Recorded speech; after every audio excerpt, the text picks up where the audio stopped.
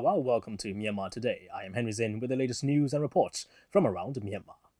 Thoras Hussein brings us a first report on MOU signing for Thailand inbound tourism promotion. David Tanner's coverage on University Strategic Planning Workshop for Myanmar Rectors Committee. Akacho has a report on the US Ambassador CSO's view on 2020 election. Zueman and Piething cover the story on Old Books Market Study. And before we get to the reports, let's check on some local news. Myanmar's Ministry of Union Government Office jointly organized a forum with the Ministry of the Interior and Safety of the Republic of Korea at the Hilton Hotel in Naypyidaw on Monday. The forum, titled Myanmar-Korea Cooperation Forum on Public Administration, was aimed to support the reform process of General Administration Department in Myanmar. Deputy Minister U Tin Myin said that Myanmar and ROK are cooperating in a wide range of sectors, and the forum is under the joint plan for giving assistance in public administration of Myanmar. He also remarked that international experiences and knowledge are crucial for reform processes in the country. The two governments agreed to build mutual trust, to promote cultural industry, and to share experiences of ROK development programs with Myanmar that is implementing sustainable development goals from 2018 to 2030. The plan includes strategies for capacity building in public administration and promotion of public services. Deputy Minister for Commerce U Wang Tu received Director of Trade and Investment Facilitation Department from Mekong Institute, Dutta Madhuria, on Monday in Naypyidaw. During the meeting, the officials discussed collecting information about implementation of special economic zones in Lanchang Mekong countries by using SEZ online platform, capacity building for employees at the SEZs, and preparations to attract foreign investments there.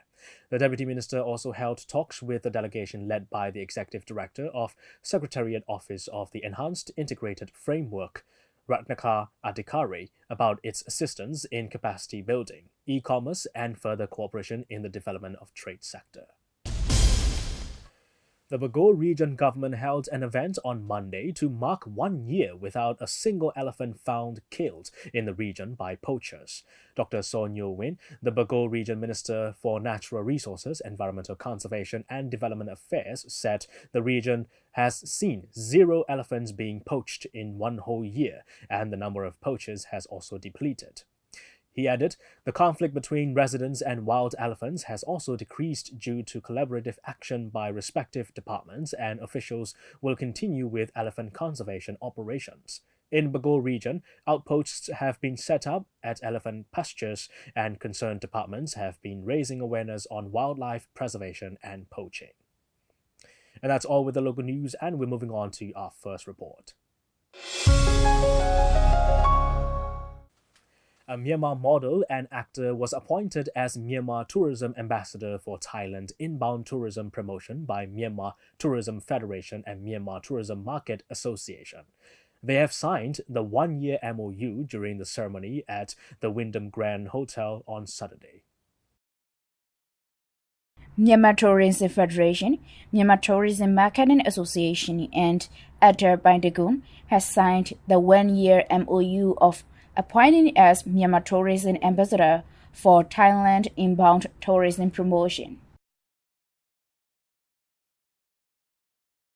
Bindagun, a Myanmar model and actor, has started his career in 2014 and is getting popular among the Thai youth.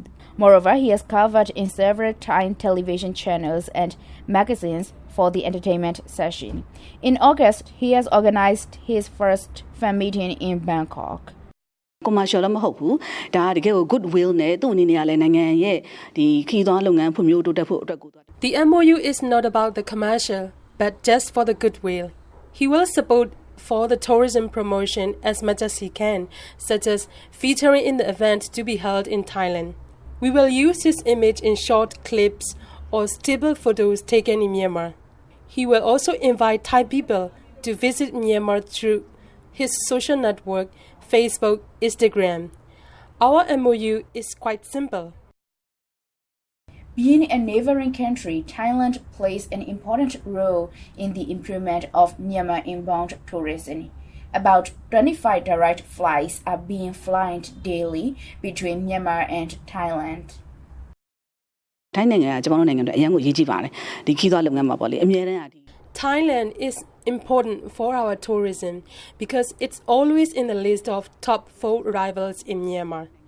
This year, from January to September, arrival number from Thailand becomes number 2. The people visiting Myanmar has several purposes, and generally they are for business, social issues, and visit. However, there are some markets left to focus on, which is millennial. Nowadays, most of the youth are traveling around. The travelers of these days want experiential, active tour and prefer local connection. So we want to explore the new market of Thailand inbound tourism, the younger generation and individual visitors together with Pentagon. Although Thailand is in the top list of tourist arrivals in Myanmar, the number of arrivals is quite stable. Therefore, more activities and promotions are necessary to increase the number of Thai tourists coming to Myanmar. Actually, we both have been traveling each other, so this movement will accelerate our relationship in terms of tourism. Actually, he has been well known in the Thai market, so together with his movement, I believe we have the significant growth for the near future. ကိုကမြန်မာနိုင်ငံသားတယောက်ဆိုတော့ကိုမြန်မာနိုင်ငံကိုတခြားတိုင်းတစ်ပါ As a Myanmar citizen, I'm happy to see many foreigners visiting and being interested in Myanmar. Our country has a unique natural beauties and many breathtaking tourist attraction places. We should not be just satisfied of having them, but have to promote them. Every citizen has to try the best to promote our country. The tourism in Myanmar is getting improved with the increasing numbers of tourists. Many respected organizations are also striving to enhance the tourism. For us as the Myanmar Tourism Federation, we are now preparing for our next activities to promote Myanmar as a destination all over the world. I believe because of the frequencies of the flight, I believe we are going to have more and more growth. If you are asking me in terms of concrete number, I may not have it, but I believe at least 30 to 50% growth. sustainable ပေါ့ဘယ်လို sustain ဖြစ်အောင်လုပ်မလဲတစ်ဖက်ကလည်း promote လုပ်တာရောနောက်ပြီး destination အသစ်တွေကိုကျွန်တော်တို့ဖော်ထုတ်ဖို့အရင်ကြီးပါတယ် We have to focus on sustainability while promoting the tourism. Most importantly, we have to establish new destinations. Myanmar has diverse beautiful places such as snow mountains, beaches, lakes and hills. We have to reveal them, and at the same time, the good infrastructure are essential for the convenience of travelers for accommodation and transportation. Tourism has multi-dimension, so that we need the cooperation of stakeholders and the public for the development of tourism. That's all for now. This is Thora Soisin from MI Radio.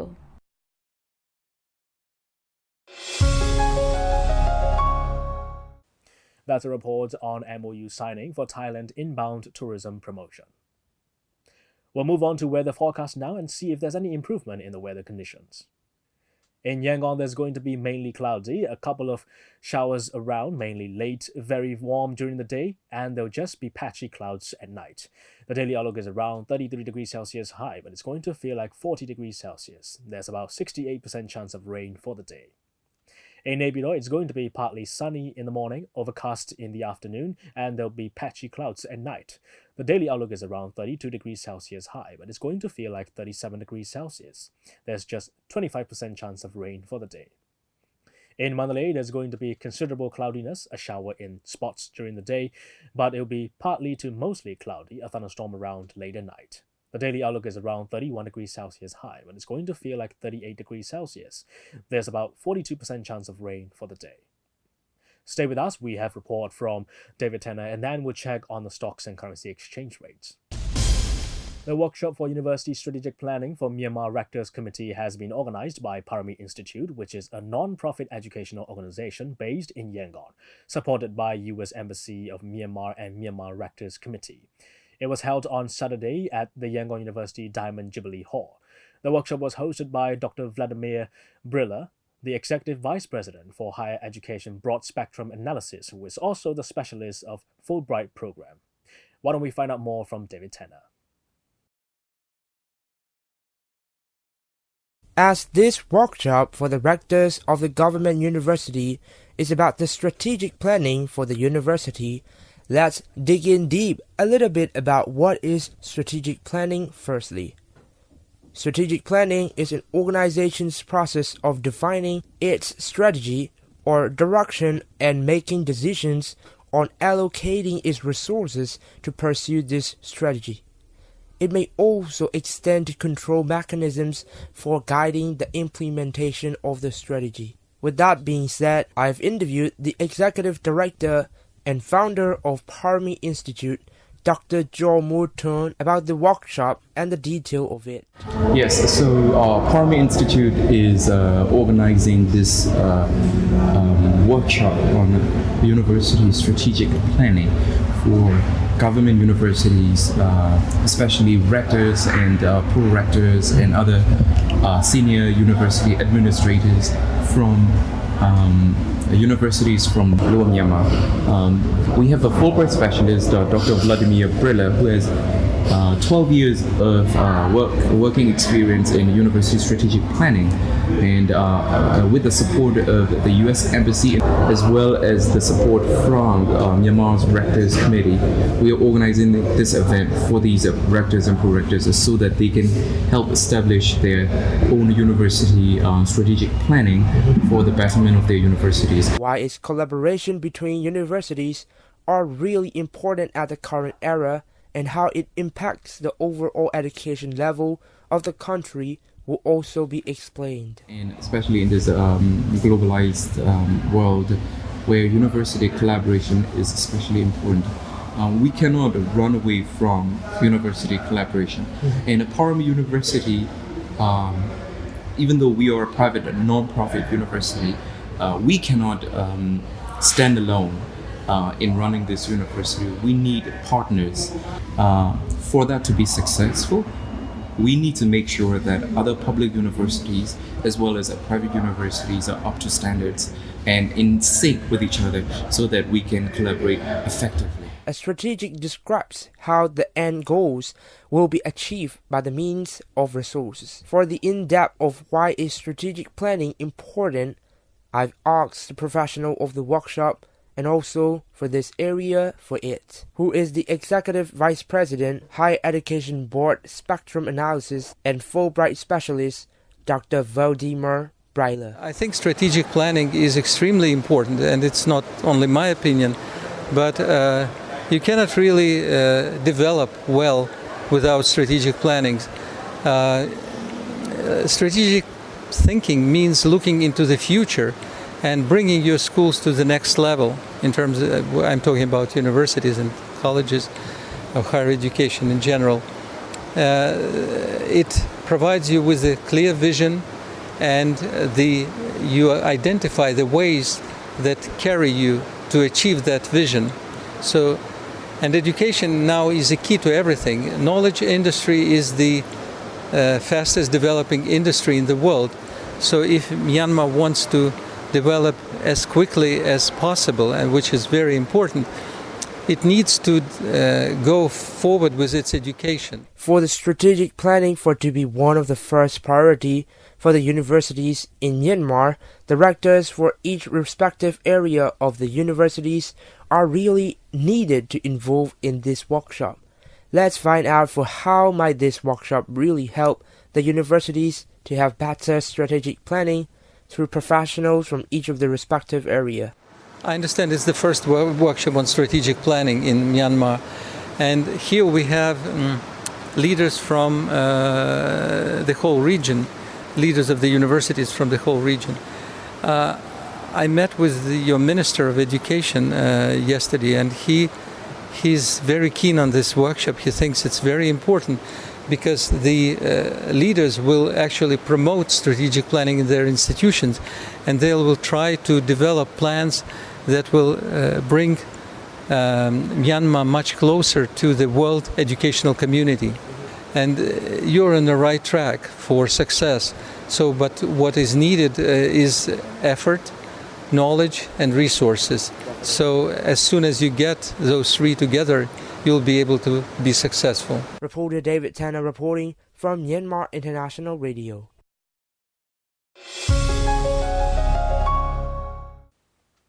That's a report on University Strategic Planning Workshop for Myanmar Rectors Committee. And here we have the information on currency rates from Myanmar Central Bank. $1 is at 1,533 kyats. 1 Chinese renminbi is at 215 kyats. €1 is at 1,684 kyats. 1 pound sterling is at 1,907 kyats. 1 Singapore dollar is at 1,112 kyats. 1 Malaysian ringgit is at 367 kyats. 1 Thai baht is at 50 kyats, and the Indian rupee is at 21 kyats. Gold is trading at $1,521. Silver is at $18, and Brent crude oil is at $58. On the Yangon Stock Exchange, FMI remains at 12,000. MTSH remains at 4,400. MCB dropped 200 at 8,200. FPB remains at 26,500. TMH remains at 3,050. You're watching MI Radio's Myanmar Today. Go ahead and log on to our website, miradio.com.mm, and listen to our radio programs live on the website. We're also running on FM 96.1 in Yangon, 96.5 in Manali, and 96.7 in Naypyidaw. Or you can simply download MI Radio app on your smart devices so you can listen to our radio programs on the go. Just type in Myanmar INTL Radio and you'll see the app appear. So go ahead and download it and make sure it stays on your smartphones. Well, we have more reports for you, so let's check out the next one. Civil society organizations in Myanmar gathered at the IPACE's 3rd annual conference at the American Center in Yangon. CSOs and the U.S. ambassador to Myanmar shared their opinions towards the upcoming general election in 2020 to MI Radio on Wednesday at the conference. Let's hear from Akajo. Civil society organizations in Myanmar gathered at the Institute for Political and Civic Engagement 3rd Annual Conference at American Center in Yangon. CSOs and U.S. ambassador to Myanmar shared their opinions towards coming general election in 2020 to MI Radio on Wednesday at the conference. About 100 IPACE current students and alumni, as well as civil society members, attended the event to build network and raise perspectives and planning for the upcoming general election. For more on the IPACE's 3rd annual conference, Ms. Andrea Welsh, Program Director of IPACE, explained. And we're really excited because today we're hosting the 3rd annual IPACE conference. And today our focus is gathering civil society members together to focus on the 2020 elections. Experts from Myanmar CSOs also gathered to share their opinions on the role of civil society in Myanmar's political and social development. It is noted that about 5 million first-time voters will be casting ballot in the upcoming general election in 2020. Mazima U from Myanmar Network Organization for Free and Fair Election, Mon-Fri, gave comment on the potential voter turnout for 2020 general election. 2020 general election will see nearly 5 million first voters. Also, the youth population is recorded over 30%, almost 40%. So we expect many youth to cast ballot. And during our training, we have better witnessed that youths are eager to cast the ballot. The challenges they are concerned is how and where to cast the ballot. They are a bit concerned by these. And apart from that, youth express complete interest in casting ballot for the coming general election. Among the participating CSOs, Une Linso, Executive Director of Myanmar Independent Living Initiative, Mili, gave his opinion on persons with disabilities' challenges in casting ballot. There are 2.3 million persons with disabilities, PWDs, in Myanmar, and there are about 1.5 million PWDs who are eligible to vote. We will be mobilizing so that they can cast the ballot in respectable and independent manner, and to help them want to vote. And we will try to cast the ballot at the polling station on the election day instead of just advance voting. And other factors would be the facility for the PWDs who are voting. Some polling stations exist upstairs and hard to access. The participants discussed their lessons learned from the past elections and heard about the organizations planning for the 2020 elections in Myanmar. U.S. Ambassador to Myanmar, Mr. Scott Marcial, gave his perspective towards 2020 general election. There's a lot of things that go into a good election, but one of them that's very important is for the public to have confidence in the results. Now, I think the Government and Union Election Commission will do all they can, but having domestic civil society observers will help boost the confidence of the voting public even more. This is Agajo reporting for Myanmar International Radio.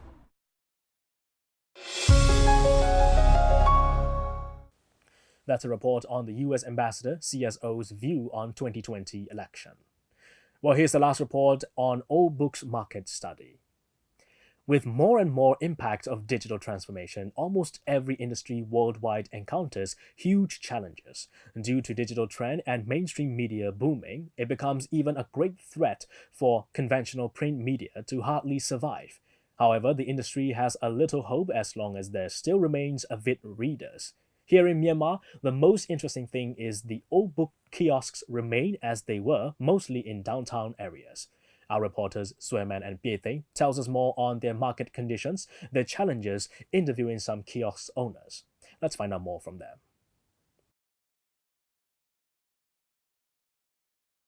When it comes to digital era, the widespread transition in almost every sector worldwide becomes a massive challenge, especially for conventional business communities. And change becomes crucial. Here in Myanmar, like other sectors, media landscape is so rapidly changing that you can see more and more digital media outlets. So it becomes a major challenge for the print media to hardly survive. But anyway, old book kiosks can still be seen on the roadsides in downtown area.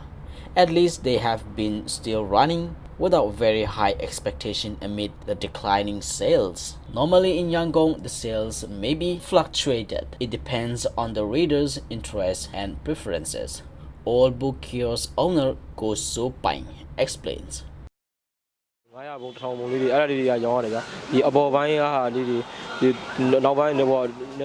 At the moment, we have higher sales in children's literature and aesthetic literature books. It costs around 500 to 1,000 jats each. They are on hot sales, but we hardly sell the classic books. People buy more cheap books around 500 to 1,000 jats, including puzzle, stories, and also general onsen biography is on hot sales. We can say the market is quite cooling off. Although some people think the significant decline in the reading habit, my opinion is quite different. Nowadays, apart from senior citizens, people of all ages, including children, come here and choose what they like. Kids come here searching for stories, puzzle, and essay. We get more opinion from the other kiosk owner in the Merchant Street. He said on some days only sell a few books.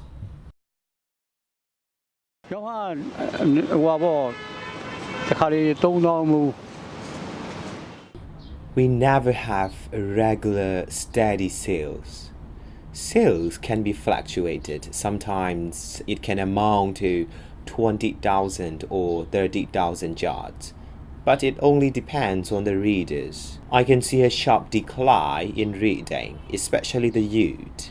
With transforming to digital age, they spend most of their time tapping cell phones, exploring via internet and social media. As you know, the extensive use can do harm to their eyes. There is a great difference in value and knowledge between social media and the books. But we see people hesitate and consider a lot to buy a good book. We don't know why it happens to the youth of today. Maybe they have financial difficulties or bad business. But anyway, the book sales depend on them. For me, I recommend the innovative literature books for better insights. Somehow, the books are windows to the world. The readers can get knowledge on how the world is improving and we try to keep up with the world. I usually give such advice to the customers. In Myanmar, the book market acclaimed a strong market share back in decade ago. But later with the advance in internet technologies, the rapid growing number of unauthorized e-books has direct impact on the book sales. There are only a few book lovers left. However, the old book kiosks are still haunted by some people if they can find the rare old books anywhere else. According to the publisher's analysis, they are facing the most pressing challenges, and there are so many reasons behind sale declining, like outnumbered publications, the growing number of publishing houses through family business, lack of innovation, market survey, international exposure, and not very much communication capacity like commercial advertisements. To overcome those challenges and for market development, they said they need time and cooperation from the government side.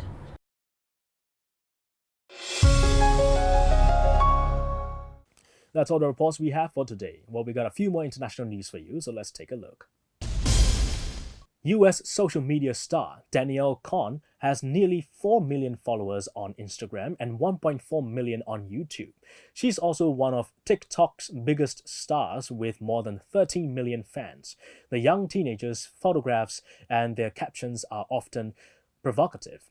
She wears bikinis, lingerie, and figure-hugging dresses, and her photo locations include bedrooms, poolsides, and in one case, lying beside a waxwork figure of the late Playboy founder Hugh Hefner while wearing bunny ears.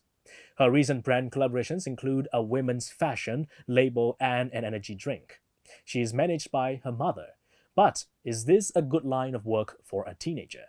Keely Rushmore, partner at British law firm SA Law, explains under UK law, the employment of children below the age of 18 is heavily regulated, but social media companies have no such obligations because they are not employing the children who use their platform. How about the brands they collaborate with? And there's another issue. There's a continuing debate about how old Danielle actually is. In other news, it will be the clearest declaration yet on how an overheating world is hammering our oceans and frozen regions. Scientists have been meeting in Monaco to finalize a report on the seas and the cryosphere.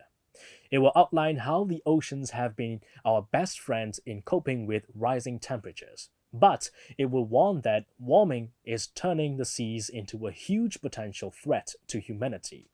Researchers from the Intergovernmental Panel on Climate Change, IPCC, were encouraged by Prince Albert II and the Monaco government in 2015 to produce a special report on the oceans and cryosphere, the Earth's surface where water is frozen solid. For the past 3 years, the scientists have been reviewing hundreds of published papers on how climate change affects the seas, the poles, and glaciers. Their report will track the flow of water from the frozen tops of mountains to the bottom of the seas, and how this is changing in a warmer world. And that's all we have on Myanmar Today. Catch the show broadcast on MITV every evening, Monday to Friday at 8:30. Alternatively, you can join me on MI Radio from 7:30 a.m. to 8 a.m., 1 to 1:30 p.m., and from 7:30 to 8 in the evening. We'd love to receive your comments and messages, so don't forget to drop them on our Facebook posts. We'll be back with more news and reports. Thank you for joining us. I am Henry Zinn. Have a great day, everyone.